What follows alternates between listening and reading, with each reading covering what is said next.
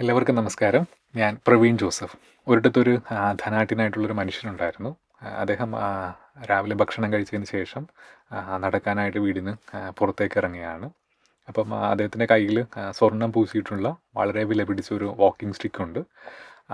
വീടിന് പുറത്തേക്ക് ഇറങ്ങുന്നത് ഒരു വില കൂടിയ ഒരു റെഡ് കാർപ്പറ്റിലൂടെയാണ്. അപ്പം റെഡ് കാർപ്പറ്റിലൂടെ വാക്കിംഗ് സ്റ്റിക്ക് പിടിച്ച് നടക്കുമ്പോൾ മറ്റേ കയ്യിൽ ആ മനുഷ്യൻ്റെ കയ്യിൽ അന്നത്തെ ദിനപത്രവും ഒരു കപ്പ് കാപ്പിയും ഉണ്ട്. അപ്പോൾ ഈ കാപ്പി കുടിച്ചുകൊണ്ട് ദിനപത്രം വായിച്ച് തൻ്റെ സഹചാരിയായിട്ടുള്ള തന്നെ പിന്തുടരുന്ന രാമകൃഷ്ണനോട് സംസാരിച്ചുകൊണ്ടാണ് ഈ മനുഷ്യൻ നടക്കുന്നത്. കുറച്ചങ്ങ് മാറിയിട്ട് അവിടെ ഇരിക്കുന്ന ഒരു കസേരയിൽ ഇരുന്നുകൊണ്ട് പത്രം വായിച്ചുകൊണ്ട് ചുറ്റുപാടുമൊക്കെ നിരീക്ഷിച്ചുകൊണ്ട് ഈ മനുഷ്യൻ എങ്ങനെ ഇരിക്കുകയാണ്. അപ്പം ദൂരെ അങ്ങ് മാറിക്കൊണ്ട് ഒരു കോണിലേക്ക് ചോദിച്ചുകൊണ്ട് ഈ മനുഷ്യൻ പറയുന്നുണ്ട്, രാമകൃഷ്ണൻ അവിടെ ഒരു തത്തയില്ലായിരുന്നോ? ഇപ്പോഴതവിടെ ഉണ്ടോ? അതവിടെ ഉണ്ട് മുതലാളി. അതിനെ വാങ്ങിച്ചുകൊണ്ട് ഇട്ട സമയത്ത് അത് ഭയങ്കരമായിട്ട് ചിറകടിച്ച് കൂട്ടിൽ കിടന്ന് ബഹളം വെക്കുന്നുണ്ടായിരുന്നു പുറത്തേക്ക് പോകാനായിട്ട്. പിന്നീട് അതിൻ്റെ ചുണ്ടുകൾ കൊണ്ട് അതിൽ കൊത്തി കൂട് പൊട്ടിക്കാനായിട്ട് ശ്രമിക്കുന്നു. പക്ഷെ പിന്നീട് അത് സൈലൻ്റ് ആയിരുന്നു. ഞാൻ ഇടയ്ക്ക് അതിന് പാലും പഴമൊക്കെ കൊടുക്കുന്നുണ്ടായിരുന്നു, പക്ഷെ അത് കഴിക്കുന്നില്ല.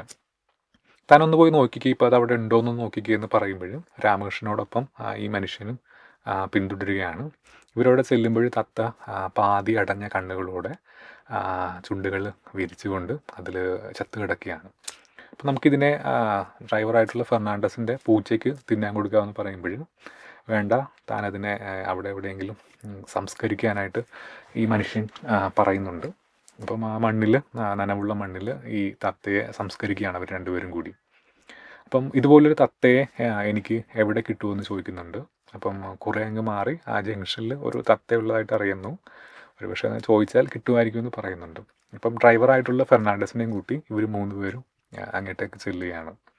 അപ്പം ഈ തത്തയെ ഞാൻ കൊടുക്കാനായിട്ടല്ല വളർത്തുന്നത്, ഇത് എൻ്റെ വീട്ടിലെ ഒരു അംഗത്തെ പോലെയാണെന്ന് പറയുമ്പോഴും അദ്ദേഹത്തിൻ്റെ നിർബന്ധത്തിന് മുമ്പിൽ ഒരു വലിയൊരു തുക സ്വീകരിച്ചു കൊണ്ടിട്ട് ഞാൻ തത്തയെ കൊടുക്കുകയാണ്.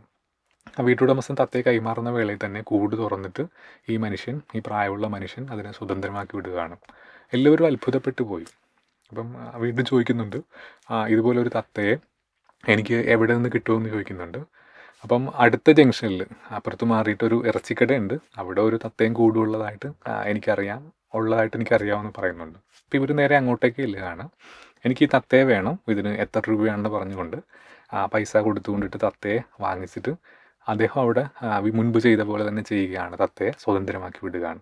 അപ്പം ഇതുപോലുള്ള തത്തയെ എവിടെ കിട്ടുമെന്ന് ഇറച്ചിക്കടക്കാരനോട് ചോദിക്കുമ്പോൾ അദ്ദേഹം പറയുന്നുണ്ട്, നഗരത്തിൻ്റെ ഒരു മൂലയിലായിട്ടുള്ള ചന്തയിൽ 100-ലധികം തത്തകളെ വിൽക്കാനുള്ളതായിട്ട് എനിക്കറിയാമെന്ന് പറയുന്നുണ്ട്. അപ്പോൾ ഇവർ നേരെ അങ്ങോട്ടേക്ക് ചെല്ലുകയാണ്. ഈ പറഞ്ഞ സ്ഥലത്തെത്തി അവിടെ നിന്ന് ഈ തത്തകളെ ഓരോന്നും കൂടോടുകൂടി വാങ്ങിയിട്ട് അത്യധികം ആവേശത്തോടു കൂടിയിട്ട് തുറന്നു വിടുമ്പോൾ ഈ മനുഷ്യൻ്റെ കയ്യിൽ നിന്നൊക്കെ ചോര പൊടിയുന്നുണ്ടായിരുന്നു. അത് ദേഹം മൊത്തം വ്യാപിപ്പിക്കുമ്പോഴും അത്യധികം ആവേശത്തോടു കൂടിയിട്ട് ഓരോ തത്തയും തുറന്നു വിടുകയാണ്. ഒരുപാട് സമയം മുൻപോട്ട് പോകുമ്പോൾ വീണ്ടും ഈ മനുഷ്യൻ അത് തന്നെയാണ് ചെയ്യുന്നത്. നഗരത്തിലും ഗ്രാമത്തിലും ഒക്കെ ചുറ്റി സഞ്ചരിച്ച് രാത്രിയോളം തത്തകളെ കണ്ടുപിടിച്ചിട്ട് തുറന്നു വിട്ടിട്ട് തിരിച്ച് അദ്ദേഹം കാറിൻ്റെ അടുത്തേക്ക് വരുമ്പോഴും ഈ വടി കുത്തിപ്പിടിച്ചുകൊണ്ട് ആ കാറിൻ്റെ അടുത്തേക്ക് വരുമ്പോൾ അവിടെ ഡ്രൈവർ ഫെർണാണ്ടസ് ഒന്നുമില്ല.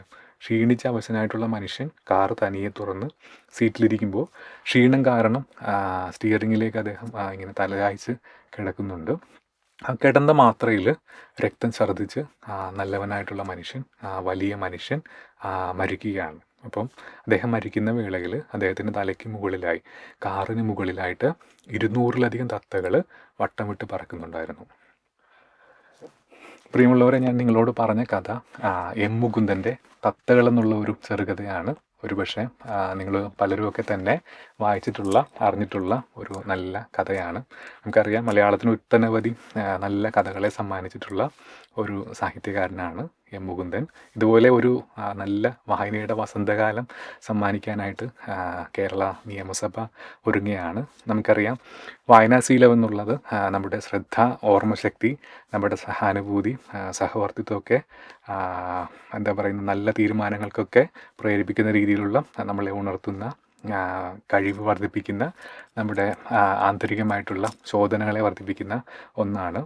മാനസിക സമ്മർദ്ദം കുറയ്ക്കുന്ന, മാനസികാരോഗ്യം മെച്ചപ്പെടുത്തുന്ന വസ്തുതകളെ പുതിയ കാഴ്ചപ്പാടുകളിലൂടെ കാണാനും അവയെക്കുറിച്ച് ചിന്തിക്കാനും ഒക്കെ നമ്മളെ പ്രയത്നമാക്കുന്ന ഒന്നാണ്.